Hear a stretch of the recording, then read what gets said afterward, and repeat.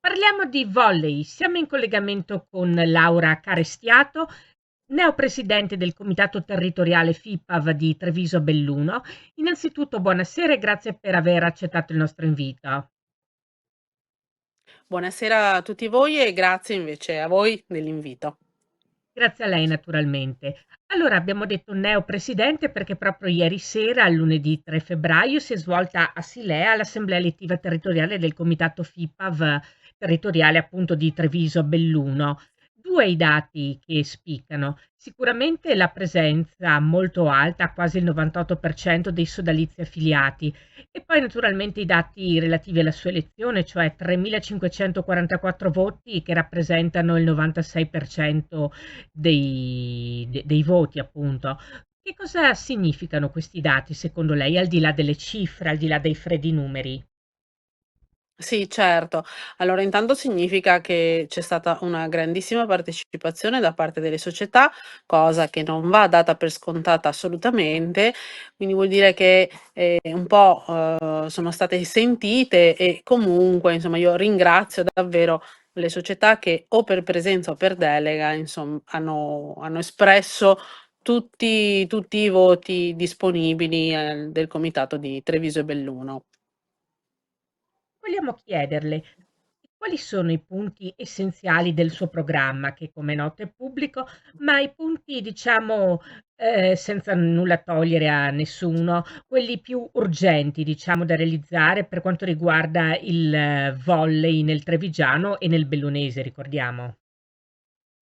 Sì, certamente.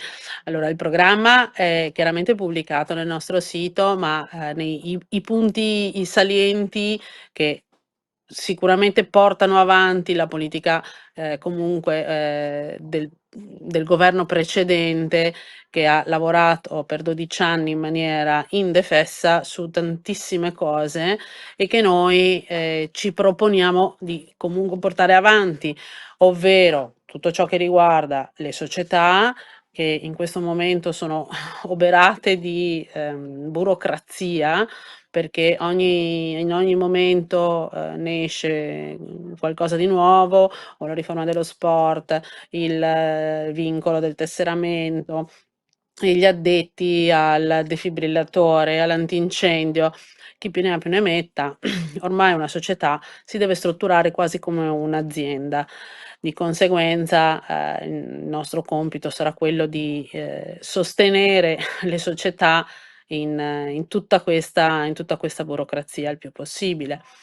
La parte giovanile, quindi il volley S3, che è stato uno dei punti cardine del governo precedente, continuerà con il nostro gruppo a puntare su questa fascia dei 5-12 anni, nonché, sulla parte diciamo maschile, che è la parte più, difficile perché rappresenta 1/5 dei nostri tesserati, ma, il nostro obiettivo sarà quello di cercare, di, fare più promozione possibile e il reclutamento di questi maschietti.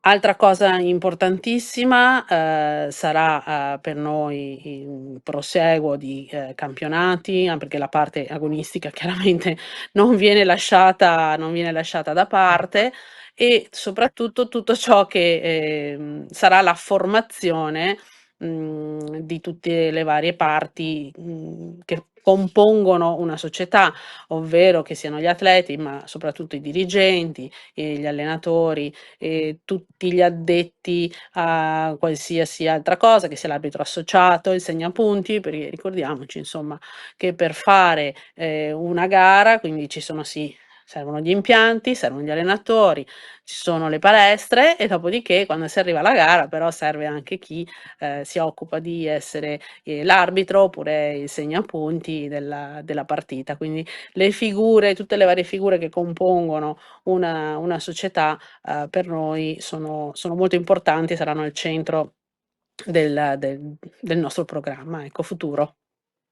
Lei ha fatto bene a ricordare appunto il cosiddetto dietro le quinte, perché è ben vero che nel palazzetto la gente va a vedere i giocatori o le giocatrici, però va detto che senza le figure che lei ha ricordato una partita non potrebbe essere giocata e quindi lo spettacolo non ci sarebbe. Esattamente, esattamente, perché, sappiamo bene insomma, la una delle parti importanti, la fanno anche le famiglie al di fuori perché, sono intanto parte probabilmente integrante della società, perché il segnapunti o l'arbitro associato o il dirigente accompagnatore della squadra, il più delle volte sono dei genitori che si mettono a disposizione, quindi una grande parte la fanno i volontari di queste società. Genitori che tante volte saranno sugli spalti, insomma, e qualche altro invece è impegnato attivamente nello svolgimento delle attività della società. Nel complesso, Presidente, lo stato di salute, diciamo così, del territorio del trevigiano e del bellunese per quanto riguarda la pallavolo com'è? Voglio dire, la precedente presidenza che tipo di lavoro ha fatto e che lei vuole portare avanti? Sì, allora, la presidenza precedente ha portato avanti un enorme lavoro, soprattutto molto capillare dal suo punto di vista, perché ha, voluto, frequentare tu credo tutte le palestre di Treviso e Belluno, il mio presidente precedente le ha tutte e, questa cosa ha fatto sì che, volesse comunque ridistribuire, tutto ciò che, ci entra per le società. Cioè tutto ciò che è tutto ciò che è stato, che sarà le nostre entrate, sono state comunque ridistribuite in vari modi, che siano fossero bonus, che fossero incentivi, che fossero, scontistiche varie su iscrizione o tasse gara, proprio per far sì che ci fosse una ridistribuzione delle risorse, cosa che continueremo a portare avanti perché, naturalmente le società sono il fulcro di tutto ciò che, ci riguarda, per cui senza di loro noi non avremmo senso di esistere. È un comitato sano che, porta avanti una politica di, campionati e di, manifestazioni che siano della fascia più giovane a la fascia dei più grandi, che è comunque rivolta al risparmio. Quindi uno stato di salute buono, però ci sono cose che possono essere migliorate, ci par di capire.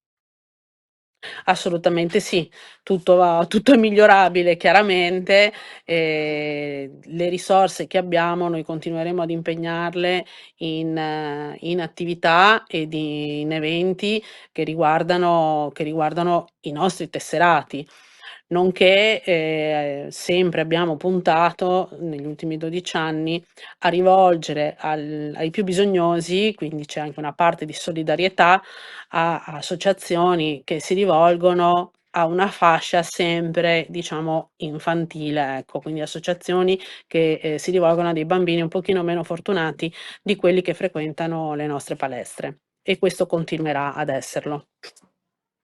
Ed è giusto che sia così naturalmente. E dunque per averci parlato di sé, del suo programma come neopresidente del comitato FIPAV territoriale di Treviso Belluno, ringraziamo di cuore la presidente appunto Laura Carestiato per essere stata con noi. È stato davvero un grande piacere poter mettere in pratica il nostro programma, insomma, e proporvelo almeno in questa prima fase. Speriamo di non deludere le aspettative, ecco, delle nostre società del territorio.